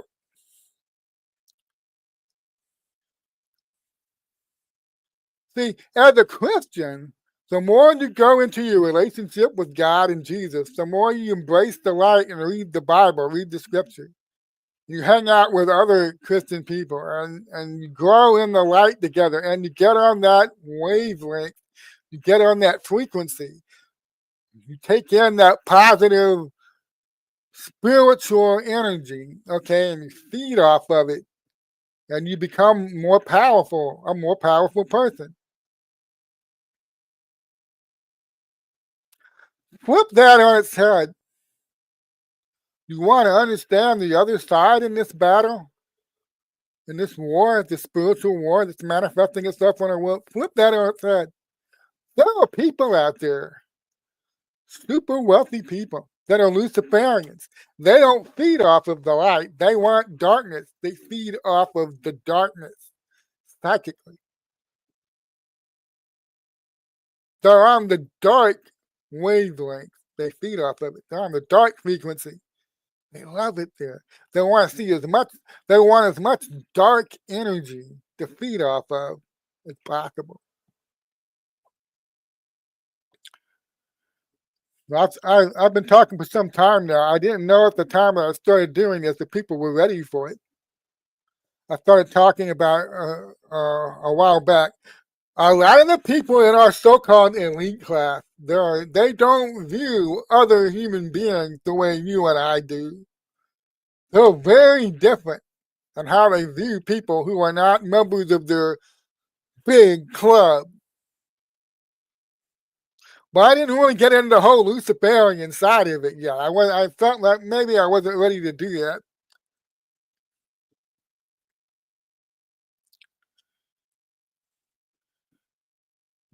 The Luciferian cult looks at humanity the way it is, the way God created it, and they fucking hate they detest it. They want to transform humanity from the way God created it into being something else. They lust to use all their dark energy to create the transhuman that is in direct rebellion against God and the natural order God instituted at the creation. That's what they want. And they need a shit ton of fear. They need a shit ton of negative energy to get there. That might sound confusing to some of you. But as long as you're trapped oathbound and you're not looking up and you don't realize that there's one side of this, principalities and powers that are in subject to God, that love God, that worship and honor God, and embrace the light. But there's other principalities and powers out there. And they don't like the light. They hate it.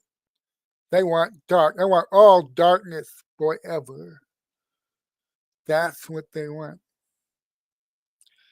And until you understand that you've grown up in a world dominated by, and everything's been crafted, they infiltrated everything. They had the money to do that. They had the wealth to do that.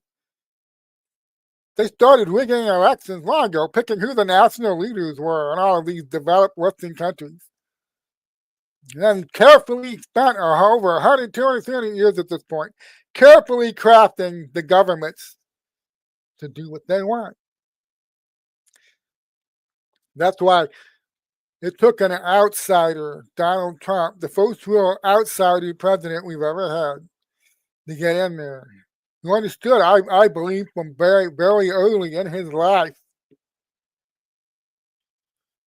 Very likely through one of the people who helped show Donald Trump how the world really is his uncle, John Trump. Google John Trump and Tesla someday. That's an interesting rabbit hole. Trump understood very early on in his life the true nature of the world.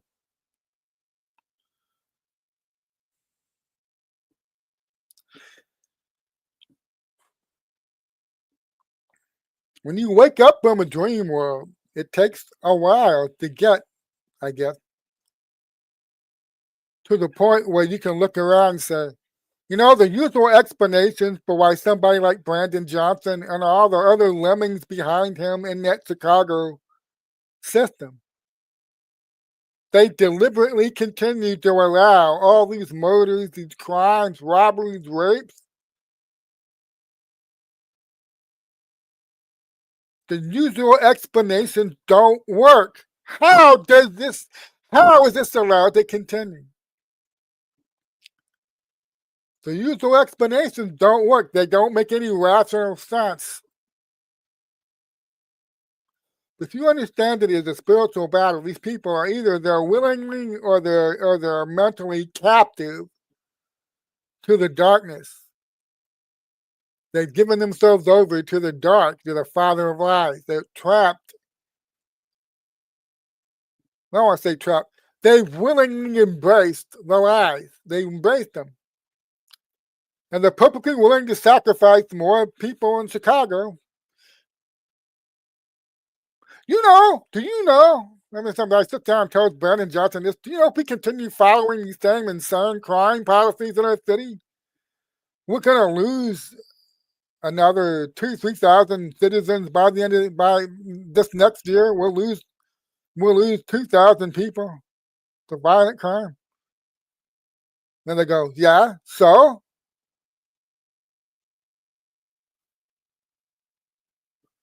They'll either brainwashed or they're in on it. I'm telling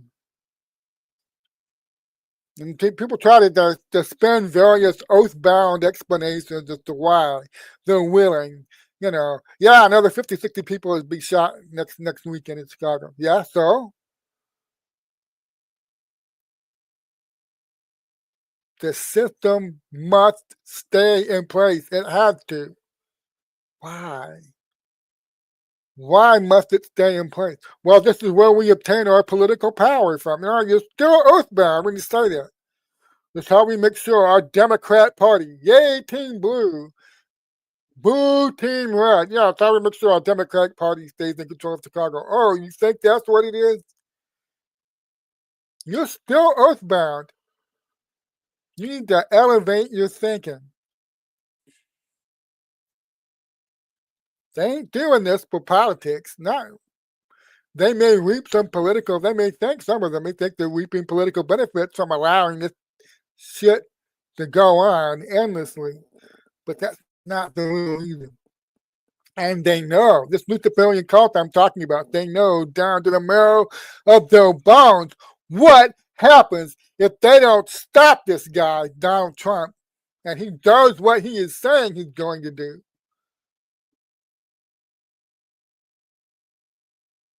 If he goes into Baltimore, if he goes into Portland, he goes into Chicago and LA and all these other cities, it wouldn't take long. Now, it wouldn't take long for him to do this, a month, for people to realize that they don't have to live. You see, as long, you've grown up under it. It's always there, and you do not even recognize any longer how it is affecting you until it's gone. That oppressive cloud of fear. You don't understand what it's doing to you and your family, your wife, your kids. You don't understand how it was psychologically affecting you and limiting you and keeping you hemmed in with its borders, how it was oppressing you. Until it's gone, you won't feel it. You may intellectually understand something about it, but until it's gone, you won't feel it right here. And the cult that invested over 100 years in many places, setting this darkness spreading system in place so they could feed off of it, constantly feed off of it. They understand what's going to happen if Donald Trump is successful in doing this. They have no illusions what will happen if they fail to stop this man.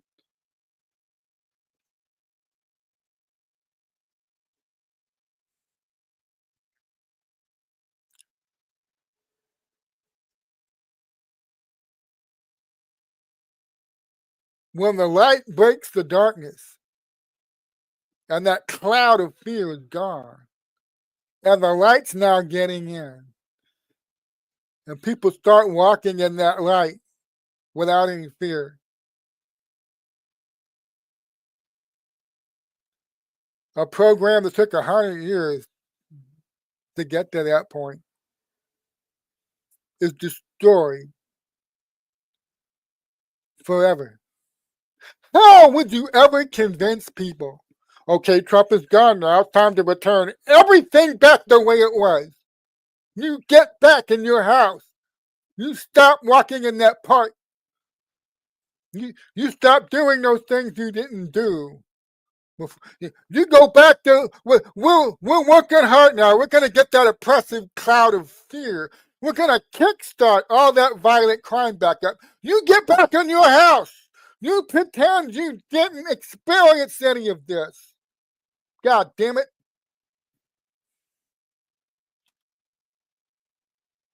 How are you ever going to pull that off? I talk about Roland, Roland Rothschild or whatever his name would end up being. The guys, they're going to call him, okay, hey, Roland. I'm talking about the Luciferian cult now. Their headquarters, wherever it is, UK, Rome, wherever. Roland, here's your job, Roland. We took a big hit from Trump, okay? He brought the light around and showed people they don't have to live like that. Here's your job, Roland. We need to come up with a plan to quickly get everything back to where it was before Trump destroyed our system. We've got to get it back to where it was. That's your job, Roland. You get together with your team and you come up with a way we can get everything back to normal, back to where it was before that son of a bitch, Donald Trump. I do not envy Roland Rothschild or whoever it is that gets handed that thankless job. Come up with a 100-year plan. How are we going to do this? These people do not do 5, 10-year plans. No, they come up with 100-year plans. Okay, I don't envy that guy, whoever it turns out to be. I don't envy him.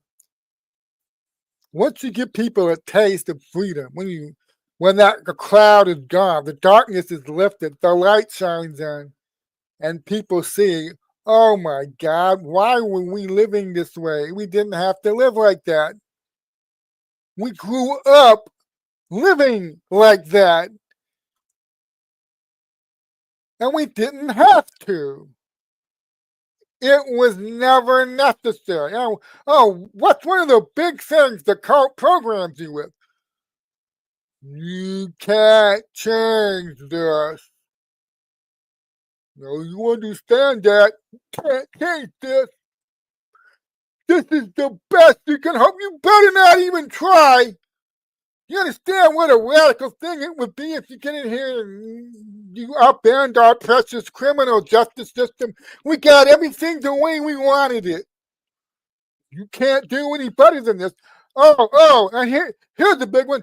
You keep electing. This is what you wanted. What the hell? You want Trump to come in here? You elected me to be, as Brandon Johnson said, you elected me to be your fucking mayor. Now you want Donald Trump? What the hell? And what's the neocon media saying? They voted for this. Don't you have any sympathy for these people now in Chicago? They keep voting for these people. They keep voting for these Democrats. Don't you have any sympathy for them? They're Team Blue, and they keep asking for this. So let them get it good and hard. They voted for this.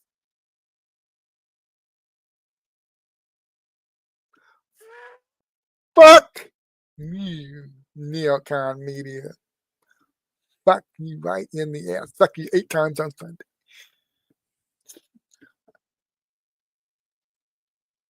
Fuck. The people in Chicago have not been demanding to live under an oppressive cloud of fear. Oh, their elections are rigged.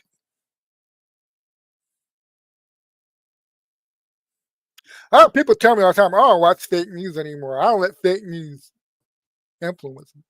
But I can tell they're watching neocon news. You know how I know? Because whenever Brandon Johnson does something, or Gavin Newsom, or Muriel Bowser, or Nancy Pelosi says some dumb shit. Well, the people in their city, the people in their state, the people in that district, this is what they wanted. They keep voting these people into office. So I have no sympathy for them. They're getting what they deserve, and they're getting it good and hard. That's how I can tell you're still watching the fucking neocon media news. That's how I can tell. Our elections are rigged. Tulsi and Trump are coming out with a report soon. I didn't get to it today, but I'll be going into where I think the election fraud of 2020 is going now that they found the bone bags that someone very helpfully, somebody the enemy trusted. So here's a bunch of documents about the rigging of the 2020 election. Well, we got that guy thing on my screen right now, slow Joe Biden, on the auto pen thing. Okay. Here's all the documents about how we rigged, all the evidence we covered about how they rigged the 2020 election. You go burn this. Okay, go put them in the burn basket. Go destroy this stuff. And that person, whoever it was, said, yes, sir. They went off and they hit it. They hit it.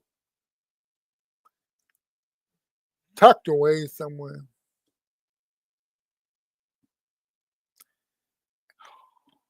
Oh, and now Pam Bondi and Cash Patel found this shit, handed it off to Tulsi Gabbard, and now has her team and the 17 intelligence agencies all going through them. You will see this material again. I'm saying, that will be Wednesday. We'll go over that on Wednesday. What I'm saying right now is, I can tell when you're still watching the neocon media shit. You start talking to me about how the people in San Francisco, well, they asked for it. The people in Chicago, hey, they keep electing Brandon Johnson. Before him, it was Lori Lightfoot. And before him, it was whoever. Hey, they want this. They keep asking for this. Yeah, keep showing me that you watch neocon news. Still trying to drum into your head that our elections are real. They're not real. That's part of the oppression. That's how they make sure the right people stay in charge of all. No matter how bad everything gets, no matter how much of a crime-infected, oppressive fear, overwhelming fear that city gets, no matter how bad it gets, faces may change. It's still people from the same system. And everything just gets worse and worse and worse and worse. And the neocon media is there to very helpfully tell you, now you know these people are asking for this, right? You know that. Don't you feel any sympathy for them? They keep voting for this.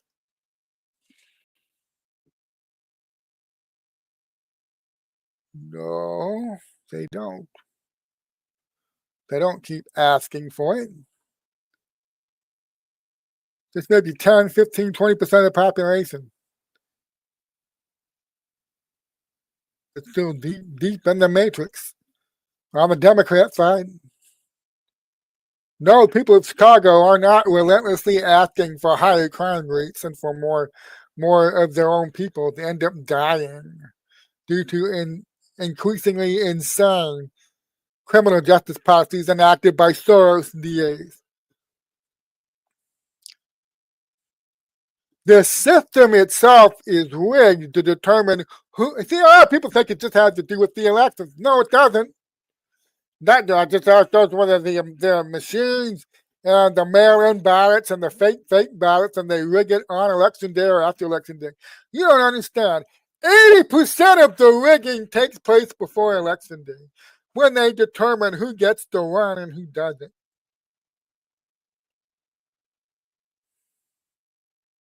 Remember when Carrie Lake pulled that curtain back and talked about, she did a recording of that guy offering her the money not to run again? Remember that? 80% of the election rigging involves who wins the primaries, who is allowed to run in the primaries, and who isn't, who gets shut out. That's where most of it is. The only time they have to do the funky shit with ballots and the machines and the vote total reporting is if the 80% done before the election and rigging the primaries, that failed. That's the only time they have to do their other exotic shit on the back end. Okay. I'll be getting into that on Wednesday. But you've been living in a dream world, There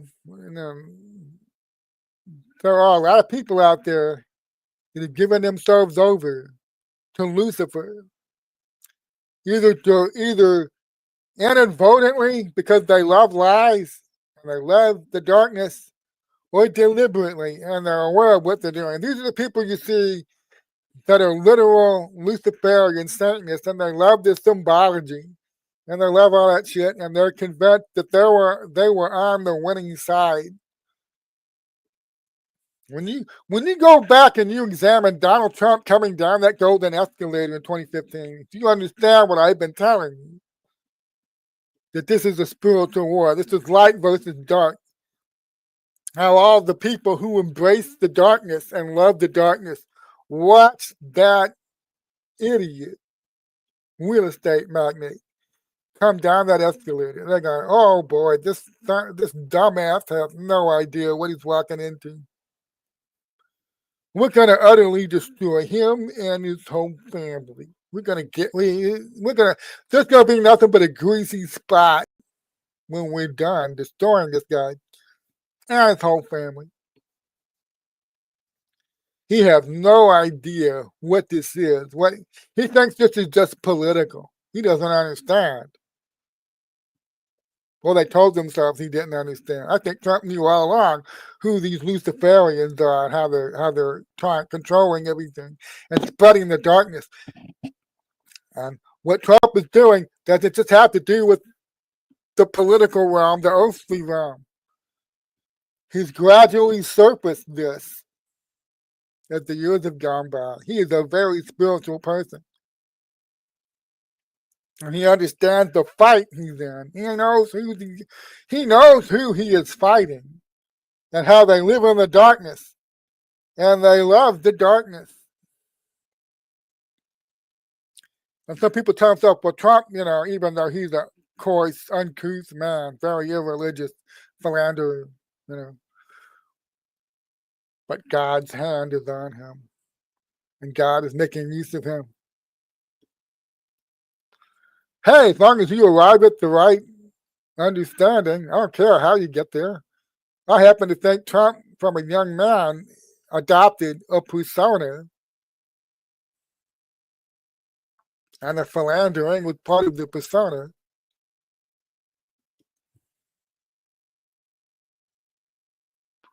Most of it, anyway. That's my opinion. You don't have to agree with it. I think Trump has been aware for a long time now, decades even, the true nature of the fight for America's soul. We've been infiltrated by a cult that controls all of our cultural institutions. When you go back and you look, when he comes down that escalator, you're going to be absolutely floored. I think he understood what he was up against, not just in the political or earthly realm, but in the spiritual realm. And he came down that escalator anyway.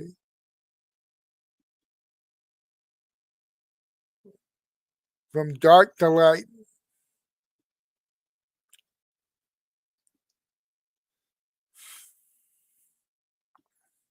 As he goes about doing what he is saying he is going to do, and he removes the oppressive cloud of fear and darkness that currently hovers over most of our major American cities. The already weakening grip of this Luciferian cult will continue to weaken further. And the light will get brighter and brighter. The more people that live in these cities, Trump liberates them one by one. They just start realizing that they did not have to live like that. They did not have to live under that cloud of fear, that cloud of darkness. The light begins breaking in. You're going to hear the song of angry men who will never be made slaves again. And the Luciferian cult understands this. That's why they're so desperate to stop him. But the toolbox is kind of bare. I said you're not going to see Antifa. They're going to suddenly unleash Antifa. If they DC, remember all the Antifa we saw in DC back in 2017 when Trump was inaugurated? Where the hell are they? They're inaugurating them again. Well, it was cold, Brian. It was cold that day. They weren't going to send any Antifa. Okay, fine. Where have they been since Trump's occupied DC? Where's Antifa? All they put out there is a bunch of old people shuffling around with walkers. Where's Antifa?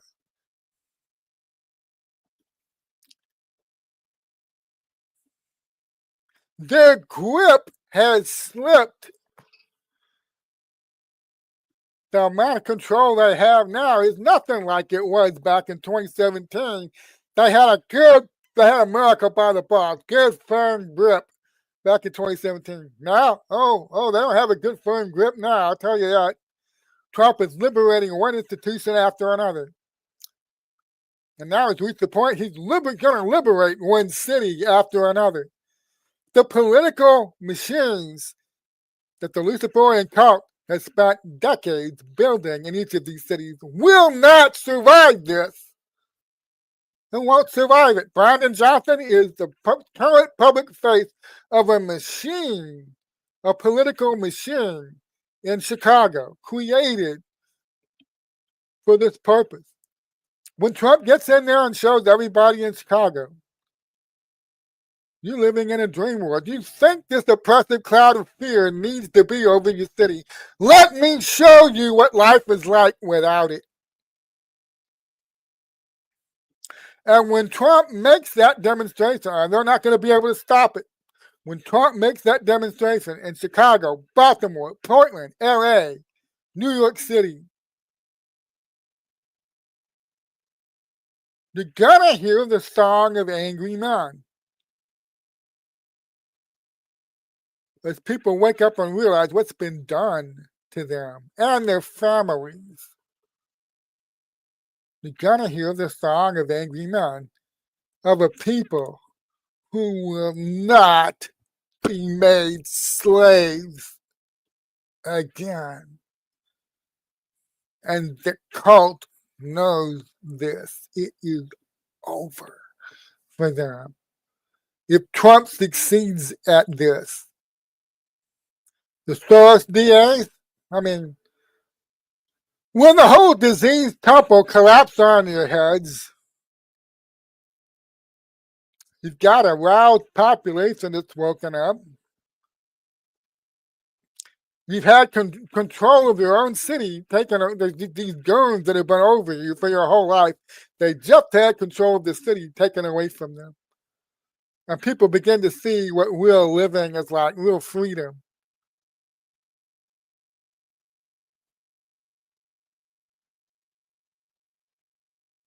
They're never going back.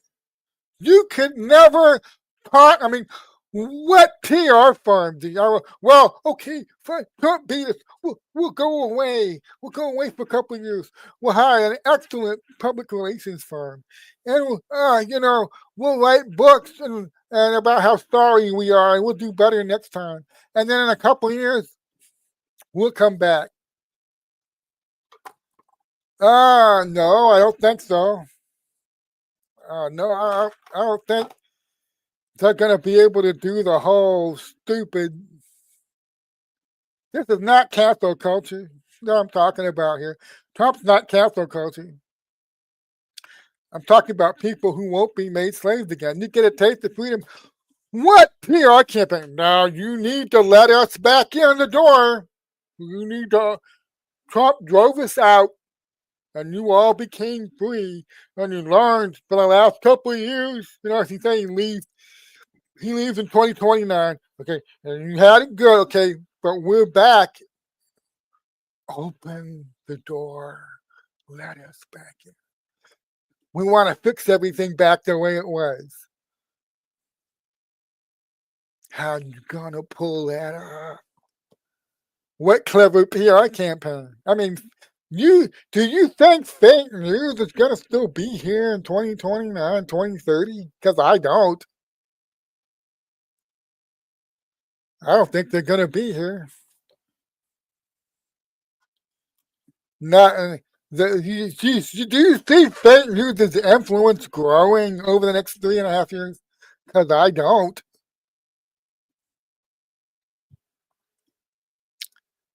Where are they building their power?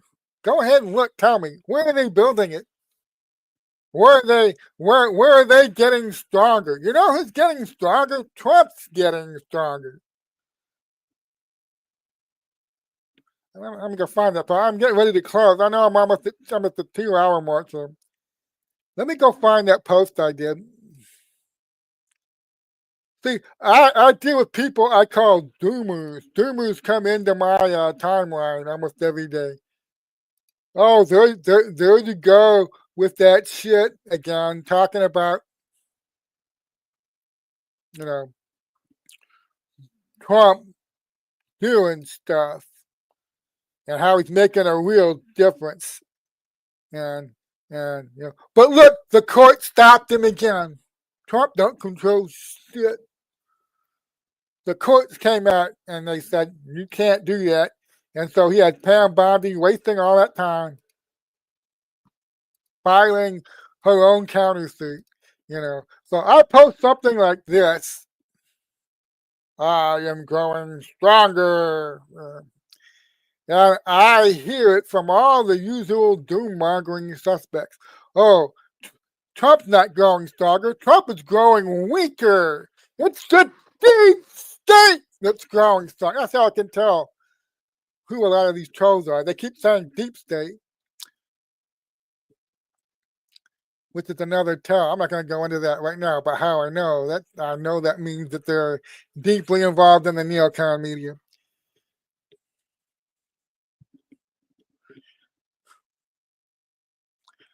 Well, let me go ahead and read this, okay? I did this because the judge made a ruling you can't take away the temporary protected status of all those Venezuelans and Haitians. You can't, I'm not allowing you to do that right now. Okay, and all the usual clickbait people run up there. Oh my God, Trump is so weak. Trump is getting weaker. No, he's not. So this is how the Luciferian cult operates. I'm going into the mass migration thing very briefly. Biden was easily able to use the corrupt system that these Luciferians created in our country for over 100 years.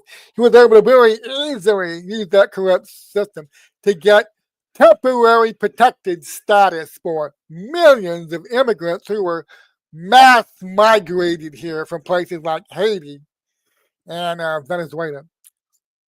Third world countries. Nobody checked his math. The courts, nobody really checked his math when he was doing it. They didn't check to see every I was dotted, every T was crossed. No, the system just opened the door wide. Hey, how many you want to bring in here? You want to bring in, 200,000 and settle them in Ohio? Great. And it happened. So the system cleared the way to make that mass migration happen without a hiccup. Then, when Trump comes in, that guy who was never supposed to come back, he comes in somehow by some miracle. He comes in again. And he begins attempting to reverse Biden's mass migration policy and to remove that temporary protected status and begin sending these millions of refugees back where they came from. All of a sudden, that corrupt system roars to life. Like that fucking lawnmower outside my window when I studied this thing. All of a sudden, that system roars back to life.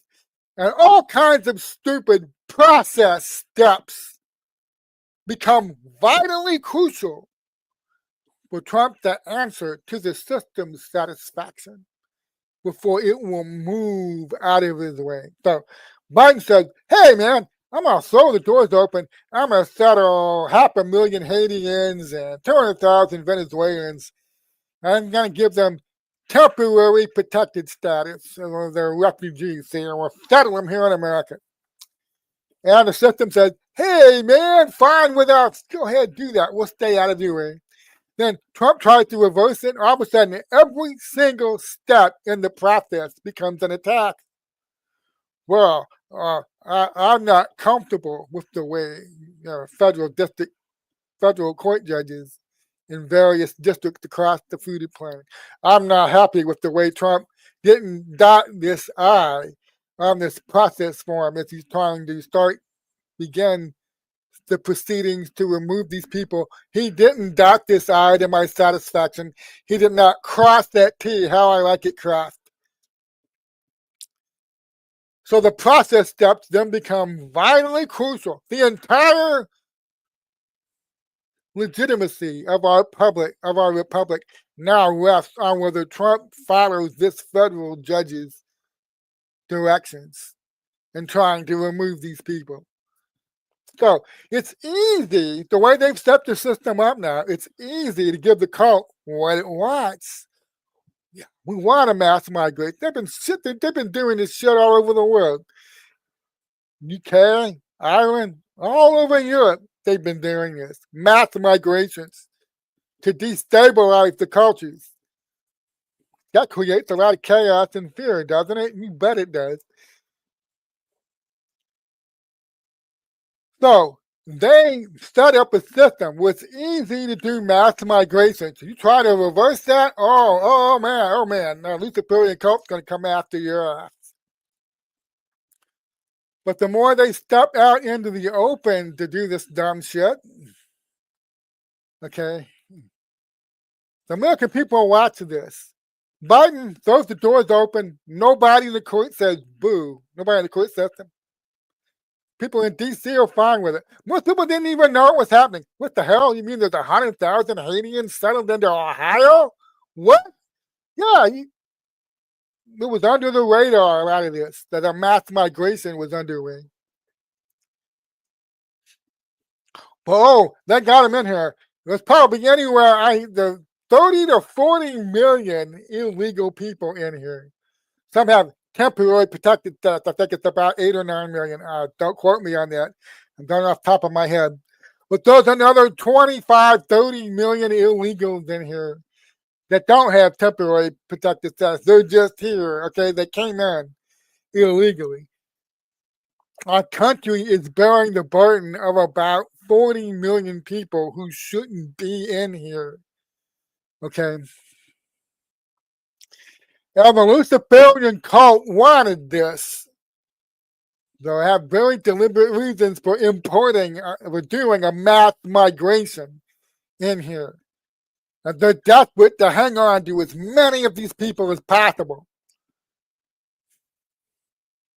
So,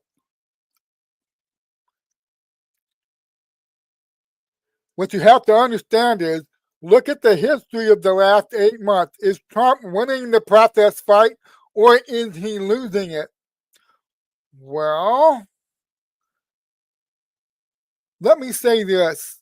Pam Bondi is doing an exceptional job at toning back the process complaints. Pam Bondi is an excellent litigator. That's why she's where she is. Trump's working on federal suits that they're trying to stop him. I think I think he's only lost 3 or 4 cases out of over 3 or 4 dozen, okay? He's winning constantly. He's winning the process fight. The more they throw a process step at him and he overcomes it, they can't use that again. They lose that tool in their toolbox. So that's why I said this. The more they step out into the open to do this dumb process shit, to try to stop Trump from deporting these people, the weaker their system gets. They're not growing stronger. Let's throw another couple process arguments at Donald Trump this month. You think that they're growing stronger from doing that? Are they really getting stronger, or are they getting weaker? So this is what the black pillars and the doommongers miss. The corrupt system is not getting any stronger from doing this penty-ante. You didn't dot this I the way I like shit. They're showing the whole country the system is broken.